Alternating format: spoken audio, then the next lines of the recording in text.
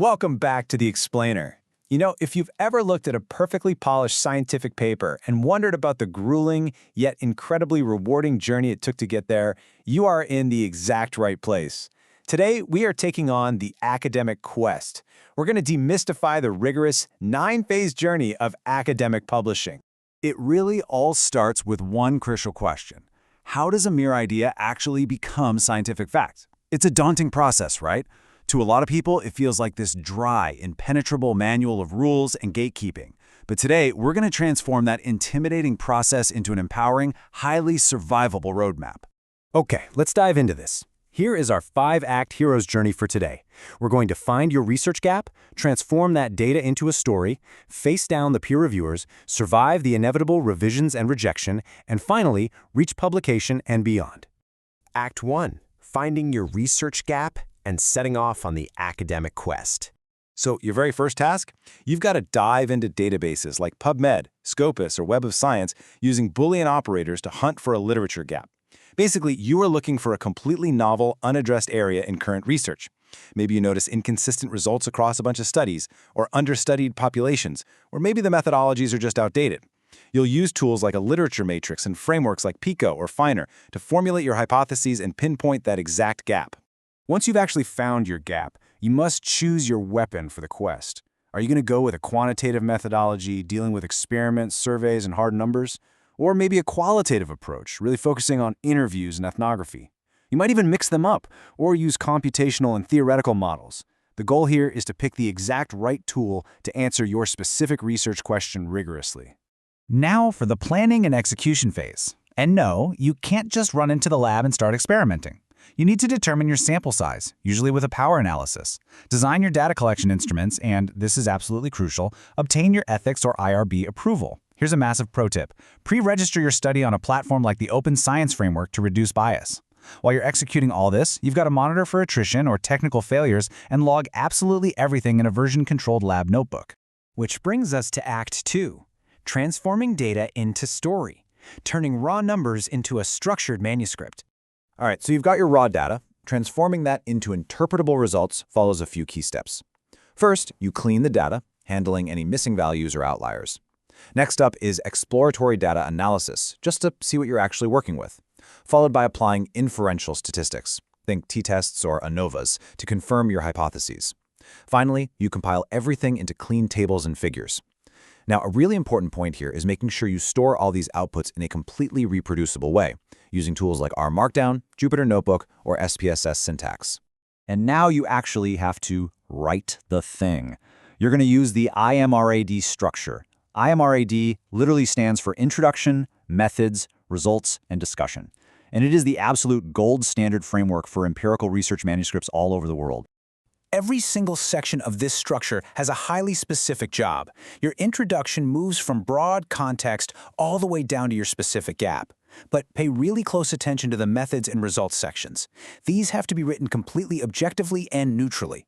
They need to be detailed enough for someone else to replicate your work, but without any of your own interpretation. All of that interpretation, your limitations, the wider implications, keep that purely in the discussion section.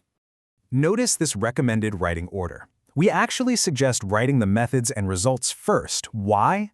Well, because they're just a direct reflection of what you literally did in the real world. Once those are locked in, you build the introduction and discussion around them, and you finish up with the abstract and title. Oh, and definitely use a reference manager like Zotero or Mendeley. Lean on your co-authors for review, and always run a plagiarism check. Watch out for self-plagiarism too, which honestly trips up a shocking number of researchers. Moving right along to Act 3, facing the peer reviewers, approaching the academic gatekeepers. Picking the right journal, that is a highly strategic game.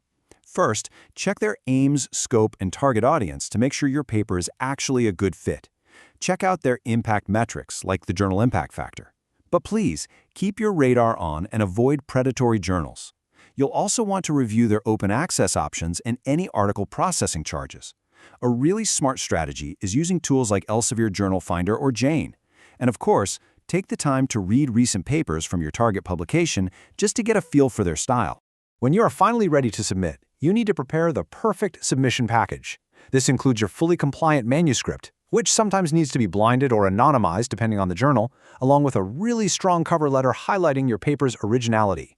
You upload the whole shebang, plus your figures, funding statements, and the author's ORCID IDs into a system like ScholarOne. You generate the final PDF, approve it, hit submit, and then you just kind of wait for that magical confirmation email with your manuscript ID. Eventually, an editor makes a decision based on the reviewer's reports. Now, what's really interesting here is that bottom row, accept as is. Let's be real, this is the academic equivalent of spotting a unicorn galloping through your living room. It is extremely rare. You're much more likely to see one of the others. You might get a desk reject before it even goes to review, a reject without resubmit, or hopefully an invitation for major or minor revisions. Which leads us to Act 4, Surviving Revisions and Rejection, the Ordeal. Look, handling reviewers' comments is notoriously grueling. If you feel anxiety just thinking about it, your feelings are incredibly valid. When you get that decision letter, take a deep breath and read it closely. You've got to distinguish between what is mandatory and what's merely a suggestion. Mandatory changes are crucial fixes demanded by the editor if you want acceptance. Suggestions, on the other hand, are just helpful feedback.